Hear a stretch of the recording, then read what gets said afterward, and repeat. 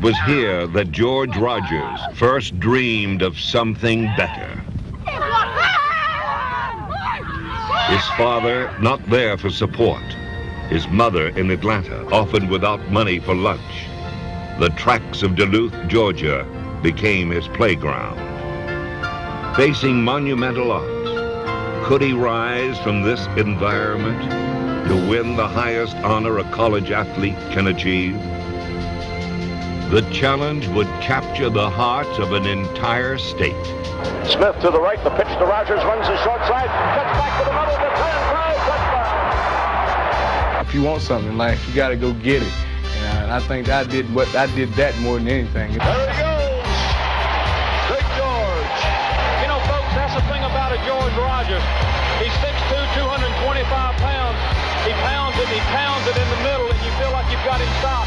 Then he's got 4.45 speed in the 40, and he can break it 55 yards.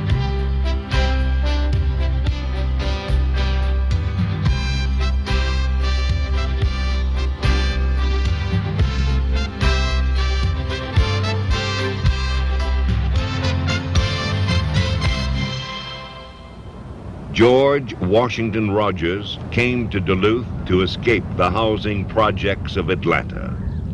In high school, he fell under the influence of Coach Cecil Morris, won all-state football honors, and became the blue-chip target of most major colleges. Before it was over, we had calls from UCLA, Southern California, really all over the United States.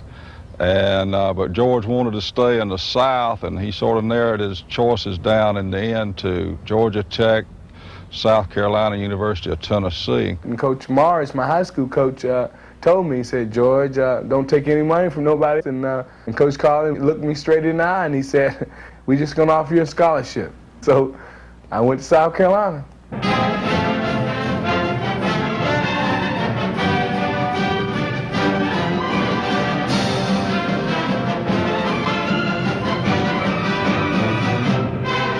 The University of South Carolina, exciting, challenging, a daring new world for George Rogers.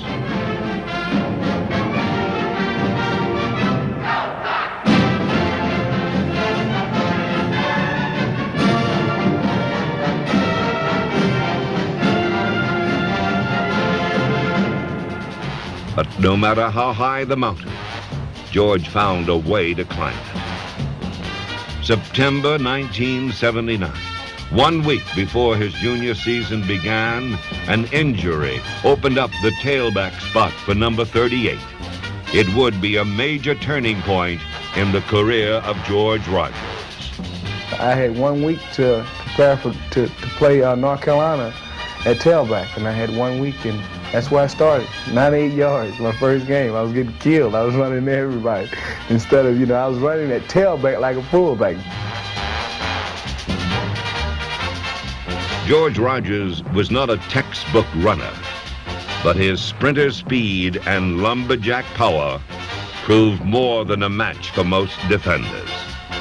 Time after time, the familiar cutback locating the open seam. Then, like a loaded .38, exploding toward the end zone.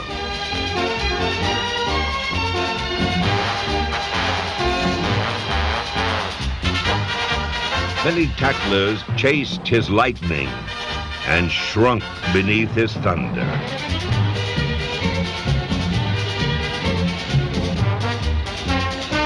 Gamecock broadcaster Bob Fulton watched George dominate a game, knowing he was a marked man. Every defense that Carolina played against was set to stop George Rogers. And during his tenure at Carolina, the Gamecocks did not feature a passing attack.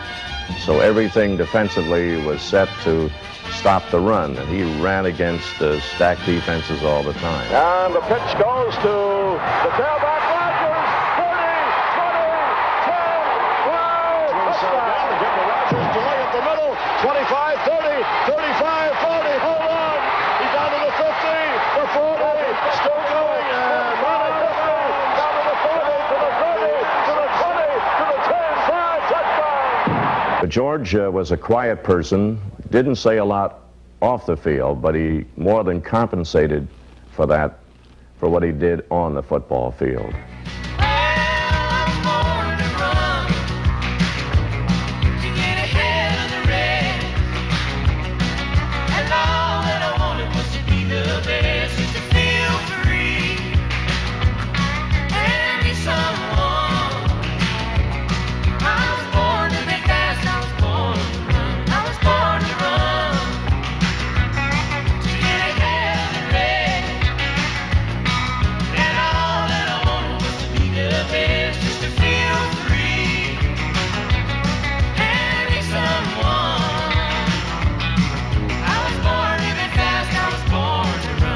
Running was like breathing to George, very natural. But from his first day on campus, he faced a more unnatural challenge in the classroom. It was here that South Carolina provided George with the help he desperately needed. As his academic counselor, we recognized early, and we had George to recognize, the fact that there were certain basic academic skills that he was lacking, and that he needed to work extremely hard to overcome those skills, those deficiencies. Well, George was kind of scared of that. He just was not sure. Now, if you put a football up on his arm, he had no problem. But going to class was not really his cup of tea. Attending class at South Carolina did become important to George when he enrolled in a general studies program. With tutorial help, he began to make serious progress toward earning a degree. That fall, George, for the first time, I think, became a real student. And I think if you ask him about it, he'll say, all of a sudden, in the middle of my college career, I realized what it could mean to me to go to school, to go to classes, have people work with me, and to feel good about myself. And what most people may not realize, or probably don't know, is that George's last semester here, George made a 3.2. As George felt comfortable in class, he grew as a person. He thrived on the easygoing life at South Carolina. I enjoyed playing ping pong. I used to throw on a few shows, and a lot of guys that know me now, I know that they've been in some of them shows. You don't want it. Look at that. He's one of those guys that you can't help but like him. You can't help but like him, and we were through the bumps and bruises, the 5-5-2 year, and then turn around to overnight success. But it wasn't all bad and it wasn't all good. But we had to work, and we all worked together, and we had fun. 1980, the Gamecocks confronted their toughest schedule ever up to that time, and their super tailback began his quest for the Heisman Trophy. At Michigan, George Rogers and the Gamecocks enjoyed one of their finest triumphs ever.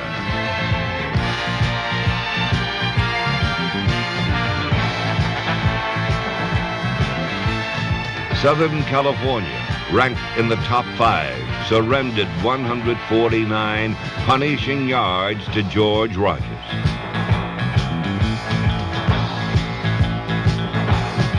North Carolina State could not contain the Gamecocks' Saturday night special, 192 yards.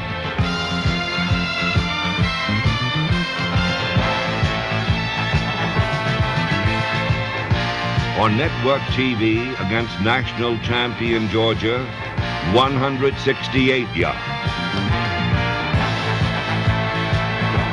Columbia became the media capital of college football. Newspapers, magazines, TV stations, all wanted a piece of the shy young man from Duluth. I think the thing that stands out in my mind about George as an individual is how he dealt with all the fame and success that came his way. He led the university to its two most successful seasons ever, 2 8-game winning seasons. He had a street in Columbia named for him. He was honored by the state legislature. His visibility was as great as that of the governor, and yet he never had an ego problem. I just can't imagine that anyone who is as young as George was at that time, has ever dealt with fame and success in a more mature manner than he did. George did not monopolize the spotlight. He shared it with teammates. He was the foundation of an athletic success that lifted South Carolina to new heights. Consider this. In his final 2 years, George and his teammates earned the Gamecocks' first ranking ever in the national top 10. They gained South Carolina's first appearance on network TV. George became the Gamecocks' first consensus All-America. Their 2-year record was unmatched in school history. South Carolina attained national prominence, and George Rogers never let you think he did it alone. I think the major thing that helped me out a whole lot was that I did have a good fullback in front of me, Steve Dorsey, and he was a good blocking back, and boy, would he block. And so, you know, it made it real easy for me. If you got people blocking for you, make you look good and them get all the injuries. So, you know, a lot of people made me look good. One more goal remained, and it totally consumed the state of South Carolina. In 45 years, no black player from the South had ever won the Heisman Trophy. The competition was intense. Hugh Green, Art Schleister, Mark Herman, Freeman McNeil, Marcus Allen, and Herschel Walker. Could George accomplish what only a few years earlier seemed unthinkable? It's with a great deal of pleasure, of course, that we introduce the 1980 Heisman Memorial Trophy winner. And in first place, George Rogers, University of South Carolina. I think the Heisman Trophy sets sort of a thing that say if I do go to South Carolina, they did have All-Americans here, they got the Heisman Trophy, you know, you can say some of them things. And South Carolina is the type of school that's getting the type of facilities where they are going to get good players too. In 1981, after leading all of college football in rushing, George Rogers took his South Carolina skills into pro football as the #1 draft pick and topped the NFL in running his rookie year. If George's headlines are now in other cities, his roots are in Columbia, and it's always a special treat to return home. You know, George, the last time you were on this campus and you and I were together, there were about 2,000 Carolina students out here, I think, to tell you how proud they are of you and continue to be of you and the record you made at Carolina and the record you're making now in pro ball and the model that you are. University President James Holderman savors the unique bond that exists between South Carolina and its favorite son. A bond that includes a bigger-than-life mural, the only one of its kind on any campus building in America, celebrating the many achievements of an exceptional and unique man. George is an institution because he was a different kind of athlete. He's not forgotten his alma mater. He's established a $100,000 scholarship fund here for needy students, not just athletes, but any kind of student who comes and shows they've got a need to go to college.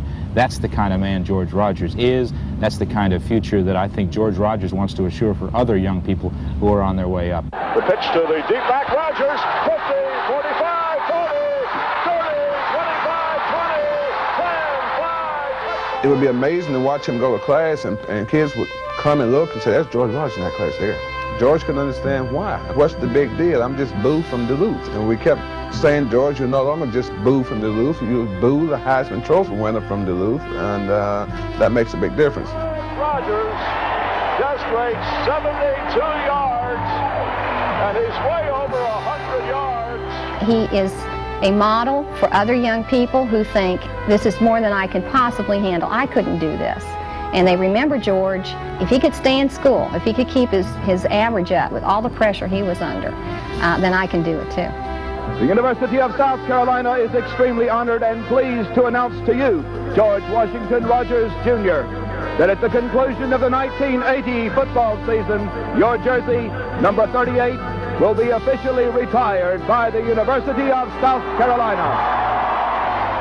The best thing that I think that I got out of South Carolina is I got a lot of people that they really was behind me and our team. And I think, you know, as far as going to that kind of type of school and the accomplishment that we did do, that's probably the most enjoyable thing that I got out of it. And probably, believe it or not, it's going down to the Coliseum to some of the classes. I had some good classes. I had some good professors, and you know, everybody wants to help everybody. They really cared. The University of South Carolina provided the environment for George to find himself. He did, and with those giant strides, carried himself a long distance from the tracks of Duluth, a journey measured in more than miles. His legacy might read, with a football in his arms, the world was at his feet. He will long be remembered for his infectious smile, his team attitude, and his awesome ability. He will long be remembered as George Rogers, South Carolina legend.